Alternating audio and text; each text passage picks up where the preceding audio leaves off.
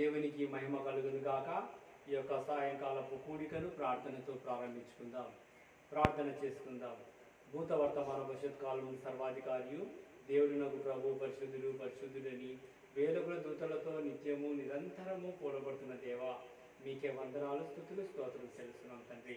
గడిచిన కాలమంతా నీ రెక్కల కింద భద్రపరిచేందుకు వందనాలు ప్రభా. ఈ కూడిక అంతట్లో ఆద్యంతము మీరే ఉంది ప్రభా. మీకు మహిమకరంగా ఈ కూడికను జరిగించమని నజరేయుని శక్తి గల యేసు నామమున ప్రార్థిస్తున్నాం తండ్రి, ఆమేన్. ఆంధ్ర క్రైస్తవ కీర్తన నుంచి 171వ పాట పాడుకొని దేవుని నామాన్ని మహిమపరుద్దాం.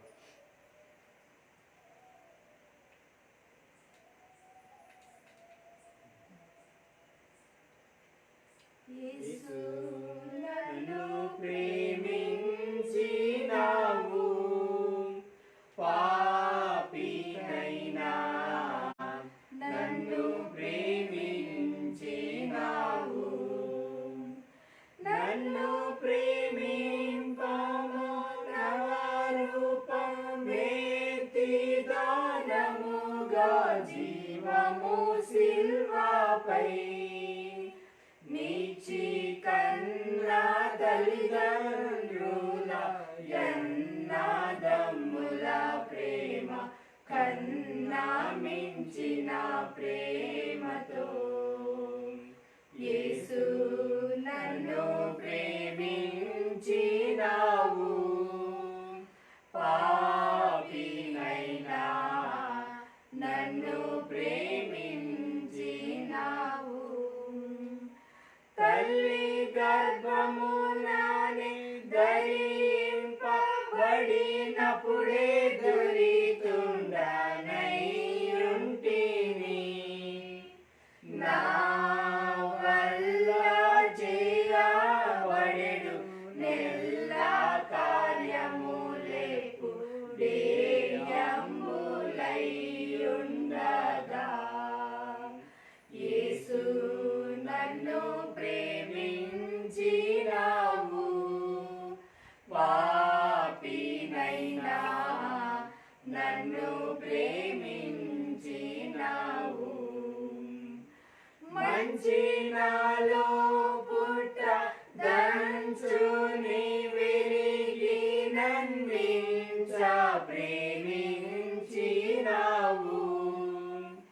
ఆహా ఎంచ శక్యము కాని మంచి నాలో పెంచ నించి ప్రేమించినావు. యేసు నన్ను ప్రేమించినావు, పాపినైనా నన్ను ప్రేమించినావు.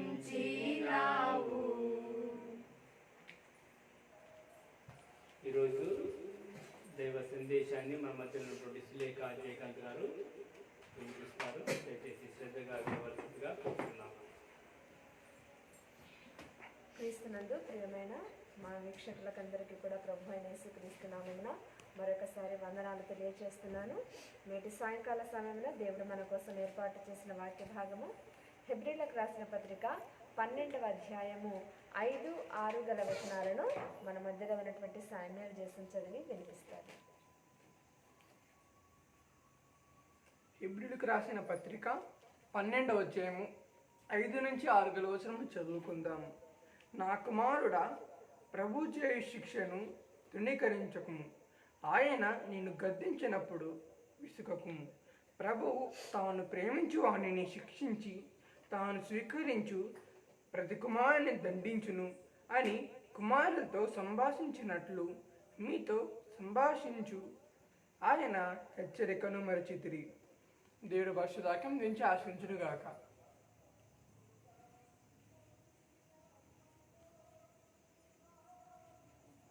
ఒక చిన్న ప్రార్థన చేసుకుందాం. పరిశుద్ధుడా, మహోన్నతుడా, మహిమగల నా గొప్ప తండ్రి, మీ పాదములకు విరలేని స్థుతులు స్తోత్రములు చెల్లిస్తున్నాం నాయన.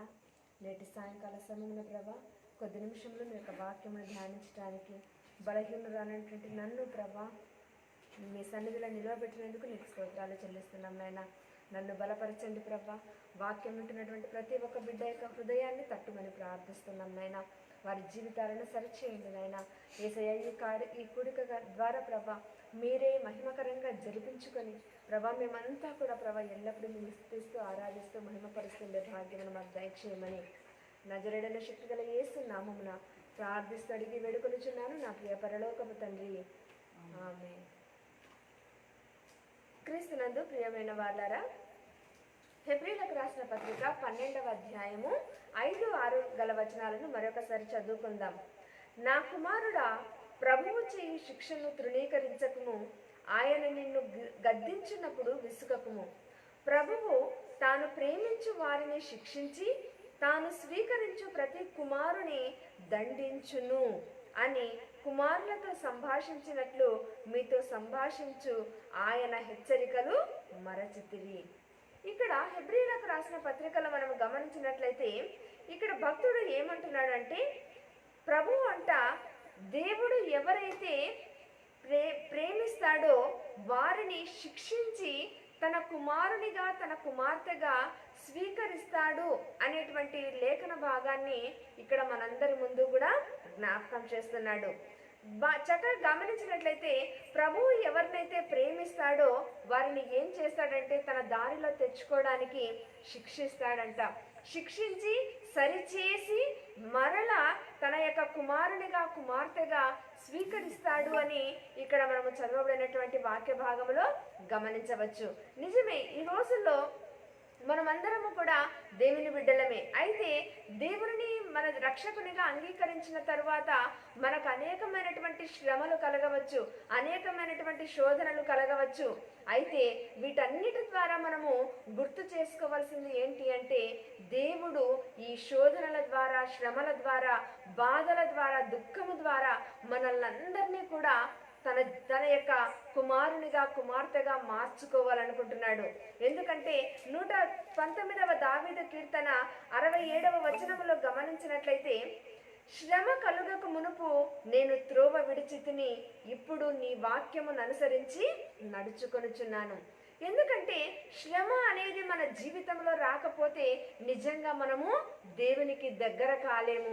అందుకే ఇక్కడ కీర్తనకారుడు ఏమంటున్నాడంటే, శ్రమ అనేది కలగక ముందు ఎలా ఉన్నాడంటే తన యొక్క ఇష్టమైన జీవితంలో తనకిష్టమైన మార్గములో నడుస్తూ దేవుని మార్గం నుంచి తొట్టిల్లాడంట. అయితే దేవుడు ఎప్పుడైతే శ్రమ అనేది తన జీవితంలో కలిగించాడో ఆయన జీవితం అనేది సరిచేయబడింది. దేవుడు ఎప్పుడైతే శిక్షించి దండించి తన కుమారునిగా ఏం చేసుకున్నాడంట, తన స్వరూపంలోనికి మార్చుకున్నాడు.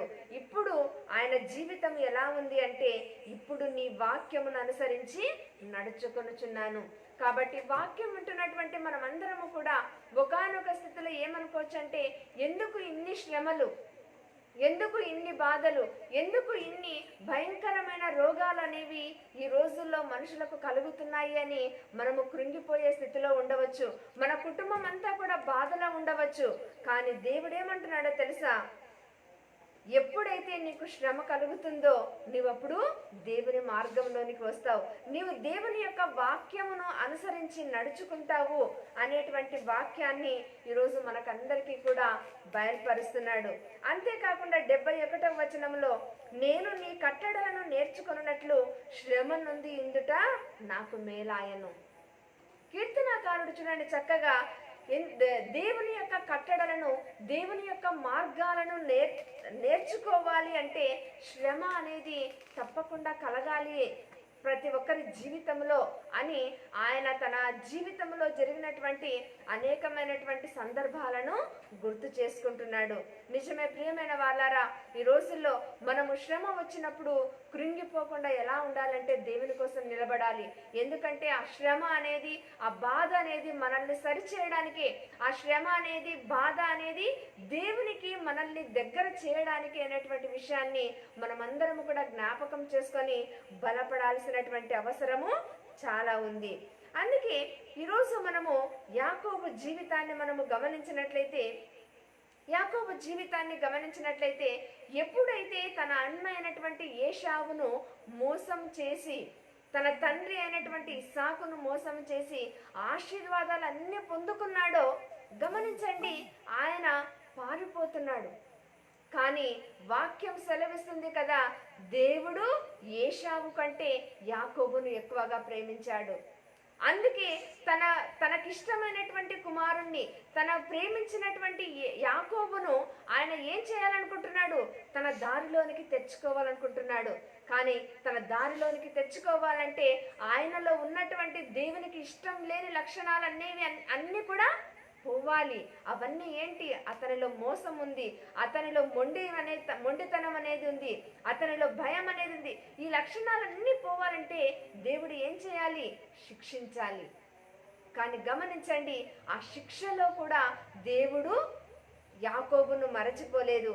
ఎప్పుడైతే ఆయన తన మేనమామ అయినటువంటి లాబాను ఉన్నటువంటి ప్రదేశానికి వెళ్ళాడో అక్కడ గమనించండి, అనేకమైనటువంటి శోధనలు ఆయనకు కలిగాయి, అనేకమైనటువంటి ఇబ్బందులు కలిగాయి. లాబాను పదే పదే అతనిని మోసం చేశాడు.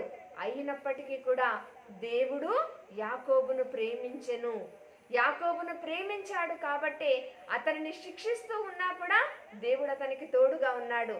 ఆదికాండము 30వ అధ్యాయము 42వ వచనంలో గమనించినట్లయితే, బలమైనవి యాకోబునకు వచ్చెను, ఆ ప్రకారము ఆ మనుష్యుడు అత్యధికముగా అభివృద్ధి పొంది విస్తారమైన మందలు, దాసీలు, దాసులు, ఒంటెలు, గాడిదలు గలవాడాయను. గమనించండి, ఇక్కడ రాహేలు కోసము దాదాపుగా 14 సంవత్సరాలు ఆయన అతనికి బానిసగా పనిచేశాడు. తర్వాత 6 సంవత్సరములు తనను, తన భార్యలను, తన పిల్లలను పోషించుకోవడానికి లాబాను దగ్గర దాదాపుగా 20 సంవత్సరాలు ఆయన బానిసగా పనిచేస్తున్నాడు. అయినప్పటికీ కూడా దేవుడు ఏం చేశాడో తెలుసా? బలమైనటువంటి పశువులను, సంపదను అతనికి ఇచ్చాడు. అంతేకాకుండా అతనికి దాసీలను, ఒంటెలను, గాడిదలను, బహు విస్తారమైనటువంటి సంపదను దేవుడు యాకోబుకు అనుగ్రహించాడు. గమనించండి ప్రియమైన వారలారా, యాకోబు అనుకుని ఉండొచ్చు, ఆ రోజు నా తండ్రి దేవుడు నన్ను ఆశీర్వదించాడు కదా, ఆ ఇశ్రాయేలీయులకు దేవుడైనటువంటి యెహోవా నన్ను ఆశీర్వదించాడు కదా, మరి ఆ దేవుడు ఏమయ్యాడని అతను అనుకుని ఉండొచ్చు. కానీ దేవుడు మాత్రం అతన్ని శిక్షిస్తున్నప్పటికీ కూడా అతన్ని సరిచేస్తున్నాడు, మరలా అతన్ని అభివృద్ధి చేస్తున్నాడు. అతనిని ఏ ఒక్క నిమిషము కూడా వదిలిపెట్టలేదు ప్రియమైన వాళ్ళారా. అందుకే యాకోబు ఏమని సాక్ష్యం ఇస్తున్నాడో తెలుసా? 31వ అధ్యాయము 41వ వచనంలో తన మామ అయినటువంటి లాబానుతో అంటున్నాడు, ఇది వరకు నీ ఇంటిలో 20 ఏండ్లు ఉంటిని. ఎన్ని సంవత్సరాలు ఉన్నాడు లాబాను దగ్గర? 20 సంవత్సరాలు ఉన్నాడు. నీ 2 కుమార్తెల నిమిత్తము 14 ఏండ్లను, నీ మంద నిమిత్తము 6 ఏండ్లను నీకు కొలువు చేసి తిని, అయినను నీవు నా జీతము 10 మారులు మార్చితివి. నా తండ్రి దేవుడు, అబ్రహాము దేవుడు, ఇస్సాకు భయపడిన దేవుడు నాకు తోడై ఉండని ఎడల నిశ్చయముగా నీవు నన్ను వట్టి చేతులతోనే పంపివేసి ఉందువు అని యాకోబు ఇక్కడ సాక్ష్యమిస్తున్నాడు. ప్రియులారా గమనించండి, దేవుడు శిక్షిస్తున్నప్పటికీ కూడా తాను యాకోబును ప్రేమించాడు కాబట్టే తన కుమారునిగా స్వీకరించడానికి ప్రతి నిమిషము, ప్రతి గడియ ఆయన అతనికి తోడుగా ఉన్నాడు. అతనిలో ఉన్నటువంటి దేవునికి ఇష్టము లేనటువంటి ప్రతి ఒక్క చెడు అలవాటును, చెడు ప్రవర్తనను దేవుడు నెమ్మదిగా తొలగించుకుంటూ ఆ రోజు యాకోబు నోటితోనే అతని చేత సాక్ష్యము పొందాడు. ఏమని? నేను 20 సంవత్సరాలు నీ ఇంట్లో ఉన్నాను, 10 సార్లు నా జీతము మార్చావు, కానీ నా దేవుడు, నా తండ్రి దేవుడు, అబ్రహాము ఇస్సాకుల దేవుడు నాకు తోడై ఉండని ఎడల నిజంగా నేను ఈరోజు ఒట్టి చేతులతో ఉండేవాడను. కానీ నా దేవుడు నాకు తోడుగా ఉన్నందుకే ఈరోజు ఇంతటి సమృద్ధి చేత నేను వెళ్తున్నాను అని ఇక్కడ యాకోబు సాక్ష్యమిస్తున్నాడు. కాబట్టి ప్రియమైన వారలారా, ఈరోజు మన జీవితంలో ఎన్నో ఇబ్బందులు రావచ్చు, ఆటంకాలు రావచ్చు, చుట్టూ ఇంకా మనకు మార్గం అనేది లేదు అనుకోవచ్చు, మన భవిష్యత్ అనేది అంధకారం అయిపోయి ఉండొచ్చు, మనకు ఆర్థిక సమస్యలు అనేవి ఉండవచ్చు. కానీ ఒక్కటి గుర్తుపెట్టుకుందాం, దేవుడు ఒక్కసారి ప్రేమించడం ప్రారంభిస్తే మనము చనిపోయేంత వరకు కూడా దేవుడు మనకు తోడుగా ఉంటాడు.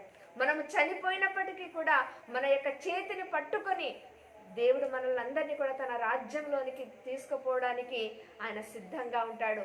అంత ప్రేమించే దేవుడు మన దేవుడు.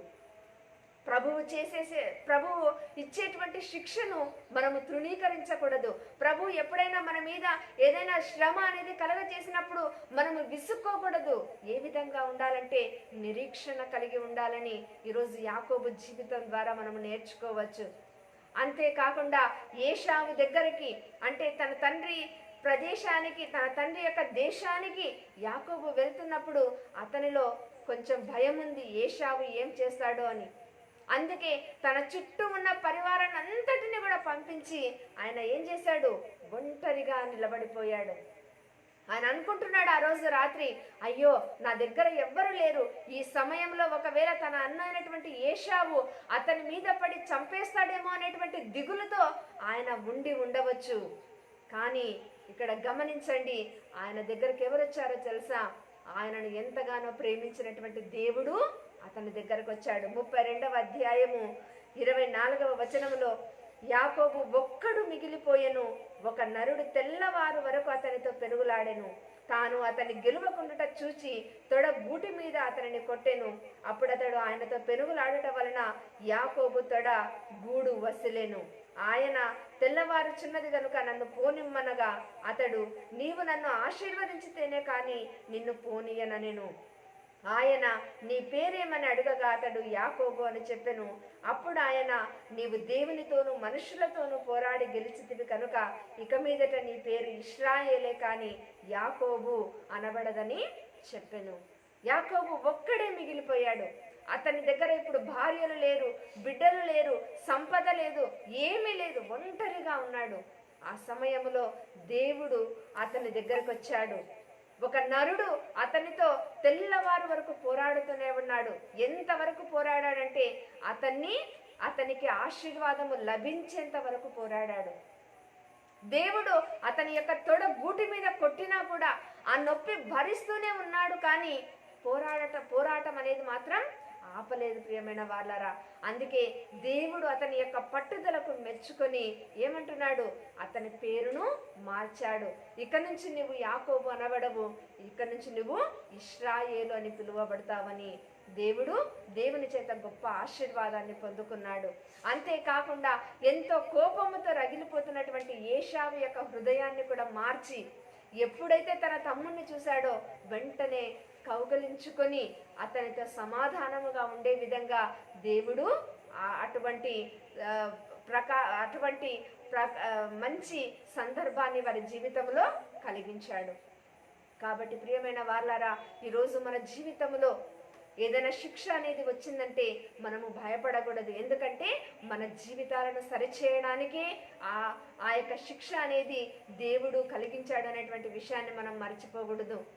శ్రమ కలుగక మునుపు మనం ఎలా ఉంటామంటే త్రోవ తప్పి తిరుగుతుంటాం.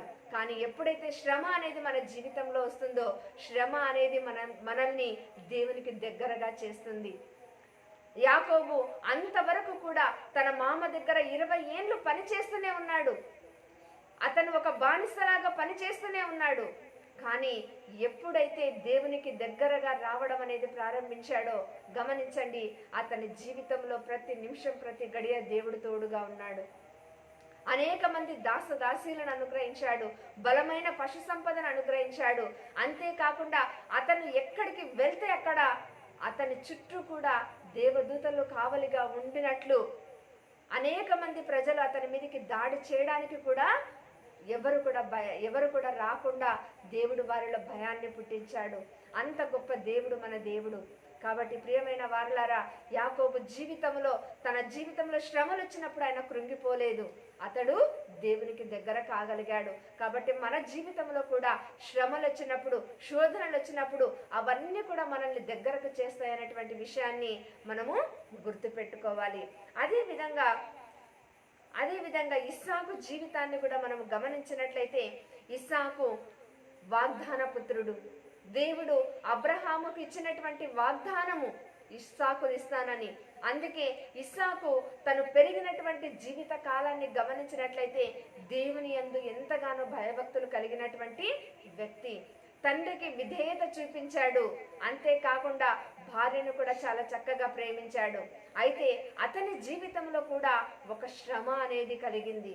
ఆ శ్రమ అనేది ఏంటంటే ఆ దేశములో ఒక గొప్ప కరువు అనేది వచ్చింది. ప్రియమైన వాళ్ళారా, ఎప్పుడైతే ఆ కరువు అనేది వచ్చిందో వారు ఏం చేశారంటే ఫిలిష్తీయుల రాజు అయినటువంటి అబీమెలెకు అనేటువంటి రాజు యొక్క ఆస్థానానికి వాళ్ళందరూ కూడా ఆ దేశానికి వెళ్ళారు. ఎందుకంటే అక్కడ ఆహారం అనేది సమృద్ధిగా ఉందని.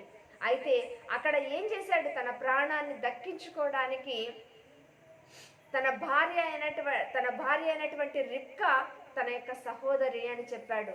కానీ అబీమెలెకు ఎప్పుడైతే వారిద్దరు భార్యాభర్తలను తెలుసుకున్నాడో వారిని మందలించి ఏం చేశాడంటే వారికి కొంత స్థలాన్ని ఇచ్చాడు. మీరు అక్కడ ఉండండి అన్నప్పుడు గమనించండి, ఆ చుట్టుపక్కల ఉన్నటువంటి వారికంటే కూడా ఇస్సాకును దేవుడు ఎంతగానో ఆశీర్వదించాడు. ఆదికాండము 26వ అధ్యాయము 12వ వచనాన్ని గమనించినట్లయితే ఇస్సాకు ఆ దేశమందున్న వాడై విత్తనము వేసి ఆ సంవత్సరము 100 ఫలము పొందెను. 100 ఫలాన్ని ఆయన పొందుకోగలిగాడు. ఎందుకంటే ఇక్కడ గమనించండి, యెహోవా అతనిని ఆశీర్వదించెను గనుక ఆ మనుష్యుడు గొప్పవాడాయను. ఈ లోకంలో మనకు కలిగినటువంటి శ్రమల నుంచి తప్పించగల దేవుడు మన దేవుడు మాత్రమే. ఈ లోకంలో గొప్పవారుగా మనము మిగిలిపోవాలంటే, గొప్పవారిగా మనము మంచి పేరు తెచ్చుకోవాలంటే దాన్ని సాధ్యపరచగల దేవుడు కూడా మన దేవుడు మాత్రమే. ప్రియమైన వాళ్ళారా, ఇక్కడ ఇస్సాకు అన్య దేశంలో ఉన్నాడు, ఫిలిష్తీయుల దేశంలో ఉన్నాడు. అయితే వారందరిలో కూడా దేవుడు ఇస్సాకును ఆశీర్వదించాడు. అతడు వేసినటువంటి ప్రతి విత్తనము ఫలించింది. 100 ఫలాన్ని పొందుకున్నాడు. ఎందుకంటే దేవుడు అతన్ని ఆశీర్వదించెను కనుక అతడు గొప్పవాడాయను. అంతేకాకుండా గమనించండి, అతడు మిక్కిలి గొప్పవాడకు వరకు క్రమక్రమముగా అభివృద్ధి పొందుచు వచ్చెను. అతనికి గొర్రెల ఆస్తియు గొడ్ల ఆస్తియు దాసులు గొప్ప సమూహము కలిగినందున ఫిలిష్తీయులు అతని యందు అసూయపడిరి. దేవుడు అతనిని ఎంతగా ఆశీర్వదించాడంటే శత్రువులైనటువంటి ఫిలిష్తీయులు అసూయపడేంత వరకు కూడా దేవుడు ఆశీర్వదించాడు. ప్రియమైన వాళ్ళారా, అతడు వేసిన విత్తనాన్ని ఆశీర్వదించాడు, అతని యొక్క గొర్రెలను ఆశీర్వదించాడు, అతని యొక్క గొడ్లను ఆశీర్వదించాడు, అతని యొక్క దాసులను కూడా దేవుడు ఆశీర్వదించాడు. అంత గొప్ప దేవుడు మన దేవుడు. కాబట్టి వాక్యం ఉంటున్నటువంటి మనము ఈరోజు నిరాశలు నిస్పృహలో ఉన్నామేమో. ఎందుకు ప్రభువు మాకే ఇన్ని శ్రమలు ఇస్తున్నాడు, ఎందుకు ఇన్ని బాధల గుండా మేము ప్రయాణించవలసి వస్తుంది, అనేకమైనటువంటి సంవత్సరాల నుంచి మేము మొరపెట్టుకుంటున్నప్పటికీ కూడా మాకెందుకు సమాధానము దొరకడం లేదని మనం అనేక సార్లు బాధపడవచ్చు. అయితే దేవుడు వాక్యం ద్వారా మనం ఏం నేర్చుకుంటున్నామో తెలుసా? ప్రభువు తాను ప్రేమించు వారిని శిక్షించి తాను స్వీకరించు ప్రతి కుమారుని దండించును. బహుశా మనలో దేవునికి అయిష్టమైనవి ఏవైనా ఉన్నాయేమో అవన్నీ కూడా తొలగించుకోవాలనే ఈ విధంగా మనము ఇటువంటి శ్రమల గుండా ప్రయాణిస్తున్నామేమో ప్రియమైన వాళ్ళారా. కానీ ఒక్కటి మాత్రం నిజం, ఎందుకంటే ఎవరికి శ్రమలు వస్తాయంటే దేవుడు ఎవరినైతే ఎక్కువగా ప్రేమిస్తాడో వారికే శ్రమలు వస్తాయి. దేవుడు ఎవరినైతే తన కుమారుడిగా కుమార్తెగా స్వీకరించాలనుకుంటాడో వారికే ఎక్కువ శ్రమలు వస్తాయని ఈరోజు మనము వాక్యం ద్వారా నేర్చుకుంటున్నాం. దేవుడు ఏశావు కంటే యాకోబును ప్రేమించాడు కాబట్టి అతని జీవితంలో అనేకమైనటువంటి శ్రమలు వచ్చాయి. చుట్టూ ఉన్నటువంటి వారు అతనిని మోసం చేయాలనుకున్నప్పటికీ కూడా దేవుడు బలమైనటువంటి పశు సంపదతో, అనేక మంది బిడ్డలతో, భార్య పిల్లలతో, అన్నిటితో దేవుడు ఆశీర్వదించాడు. అదేవిధంగా ఇస్సాకు కూడా పరదేశమైనటువంటి ఈ ఫిలిష్తీయుల దేశంలో ఉన్నప్పటికీ కూడా దేవుడు అతనిని ప్రేమించాడు కాబట్టే అతడు వేసిన ప్రతి విత్తనాన్ని ఆశీర్వదించాడు. మిక్కిలి గొప్పవాడుగా ఆ దేశంలో వర్ధిల్లేటట్లు దేవుడు చేశాడు. ప్రియమైన వాళ్ళారా, కాబట్టి ఈరోజు వాక్యం ఉంటున్నటువంటి మనమందరము కూడా దేవుని వాక్యం చేత బలపడాలి. దేవుని యొక్క ఆత్మచేత మనము నింపబడాలి. ఎందుకంటే ప్రభువు చేయు శిక్షను మనము విసుక్కోకూడదు. ఇంకా ఎన్ని రోజులు ఈ శ్రమలు అనేటువంటి నిరాశ అనేది మన జీవితంలో రాకుండా నా దేవుడు నాకు ఎప్పటికైనా సహాయం చేస్తాడు అనేటువంటి నిరీక్షణ కలిగి ఉండాలి. ఇటువంటి నిరీక్షణ అనేది యాకోబు జీవితంలో ఎప్పుడొచ్చిందో తెలుసా? 20 సంవత్సరాలకు వచ్చింది. ప్రియమైన వాళ్ళారా, ఈరోజు మన జీవితంలో కూడా ఈ నిరాశ నిస్పృహలను మనము జయించాలంటే దేవుని యొక్క శక్తి అనేది చాలా అవసరం. ఈ శక్తి ఏ విధంగా వస్తుందంటే ప్రతిరోజు వాక్యంను చదవాలి. ప్రతిరోజు దేవుని సన్నిధిలో దేవునితో మాట్లాడే అనుభవాన్ని మనం ఎప్పుడైతే పొందుకుంటామో దేవుడు మనల్ని బలపరుస్తాడు. దేవుడు మనల్ని ప్రేమిస్తున్నాడు. తన కుమారునిగా కుమార్తెగా స్వీకరించడానికి ఆయన ఇటువంటి శ్రమలను మన జీవితంలో అనుగ్రహిస్తుంటాడు. కాబట్టి ఈరోజు వాక్యం వింటున్నటువంటి మనము యాకోబు జీవితం ద్వారా, ఇస్సాకు జీవితం ద్వారా బలపడాలి. ఎందుకంటే దేవుడు నిన్ను నన్ను మనల్నందరినీ కూడా ప్రేమిస్తున్నాడు. మనల్ని ఇంకా గొప్ప వారిగా చేయడానికి ఈ శ్రమలు అనేటువంటి మన జీవితంలో అనుకూలపరుస్తుంటాడు. కాబట్టి మన జీవితంలో ఎటువంటి శ్రమ వచ్చినా దేవుడు మనల్ని సరిచేయడానికి, దేవుడు మనల్ని గొప్ప చేయడానికి, దేవుడు మనల్ని ఎవరైతే అపహసిస్తున్నారో వారందరికంటే దేవుడు మనల్ని ఉన్నత స్థితిలో ఉంచడానికి ఈ శ్రమలు బాధలు వస్తాయనేటువంటి విషయాన్ని మనము గుర్తెరిగి ఎల్లప్పుడూ కూడా సంతోషంతో దేవుని సన్నిధిలో ఆయన వాక్యాన్ని ధ్యానిస్తూ ప్రార్థిస్తూ ఉండేవారిగా ఉండాలని దేవుడి చిన్ని వాక్యం ద్వారా మనల్ని కూడా హెచ్చరిస్తున్నాడు. ఆ విధంగా జీవించడానికి మనమందరం కూడా ఒక తీర్మానము చేసుకుందాం. కళ్ళు మూసుకుందాం, ప్రార్థన చేసుకుందాం. యేసయ్యా నీకు స్తోత్రాలు నాయనా, హల్లెలూయా. యేసయ్యా నీకు స్తోత్రములు నాయనా, హల్లెలూయా హల్లెలూయా. స్తోత్రం నాయనా. నా దేవా, నా తండ్రి, నా రక్షక, నీకు స్తోత్రాలు చెల్లిస్తున్నాం నాయనా. యేసయ్యా నీకు స్తోత్రములు నాయనా. అందరూ నన్ను విడచినా నీవు నన్ను విడువనంటివే, అందరూ నన్ను విడచినా నీవు నన్ను విడువనంటివే, నా తల్లియు నీవే, నా తండ్రియు నీవే, నా తల్లి తండ్రి నీవే యేసయ్యా, నా తల్లియు నీవే, నా తండ్రియు నీవే, నా తల్లి తండ్రి నీవే యేసయ్యా. స్తోత్రం నాయనా. పరిశుద్ధుడ, మహోన్నతుడ, మహిమగల నా గొప్ప తండ్రి, మీ పాదములకు స్తోత్రాలు చెల్లిస్తున్నాం నాయనా. ఇంతవరకు వాక్యం ద్వారా మీరు మాతో మాట్లాడినందుకు నీకు స్తోత్రాలు చెల్లిస్తున్నాం నాయనా. నా తండ్రి, మీరు ఎవరినైతే ప్రేమిస్తారో, ఎవరినైతే మీ కుమారునిగా కుమార్తెగా స్వీకరించాలనుకుంటున్నారో మీరు తప్పకుండా వారిని శిక్షించి వారి జీవితాలను సరిచేసి మీకు మహిమకరంగా మార్చుకుంటారు అనేటువంటి విషయాన్ని ఈరోజు మాకు నేర్పించినందుకు నీకు స్తోత్రాలు చెల్లిస్తున్నాను నాయనా.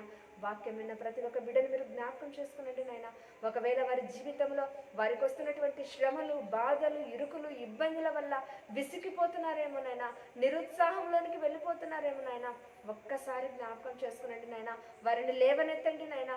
ఎందుకంటే ప్రభా, ఆనాడు యాకోబు ప్రభా 20 సంవత్సరాలు నిరాశపడినాడు నాయనా. నిరాశలో ప్రభా లాభాల దగ్గర కొలువు చేస్తూనే ఉన్నాడు నాయనా, మోసపోతూనే ఉన్నాడు నాయనా.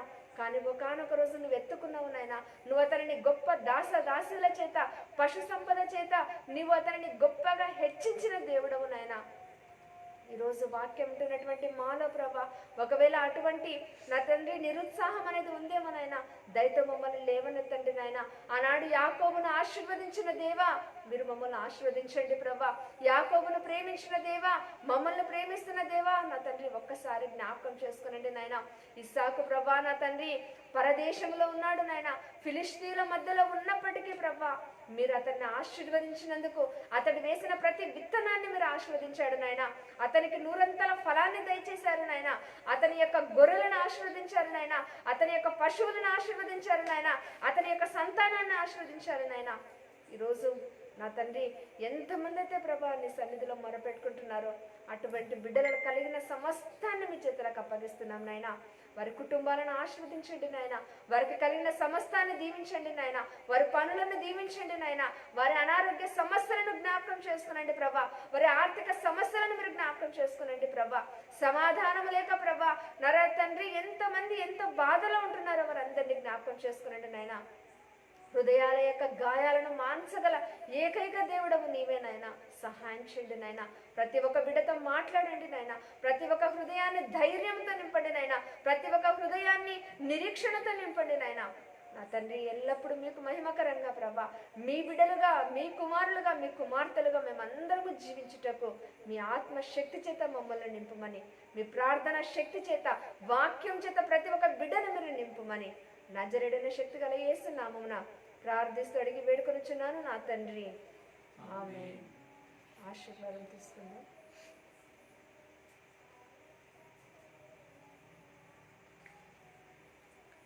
తలలు వంచినట్లయితే ఆశీర్వాదం తీసుకుందాం. మన పరమ తండ్రి అయిన దేవుని యొక్క ప్రేమయు, మన ప్రభువును రక్షకుడైన యేసుక్రీస్తు యొక్క కృపయు, పరిశుద్ధాత్మని యొక్క అన్యోన్య సహవాసము, సన్నిధి తల వంచి ప్రార్థిస్తున్నటువంటి ప్రతి బిడ్డకును, అలాగే వాక్యం విని వాక్య ప్రకారంగా జీవించడానికి నేర్చుకున్నటువంటి ప్రతి బిడ్డకును ఇప్పుడు ఎల్లప్పుడూ సదాకాలము నీ కృపతోడై నుండి నడిపించును గాక. ఆమేన్. ఆమేన్.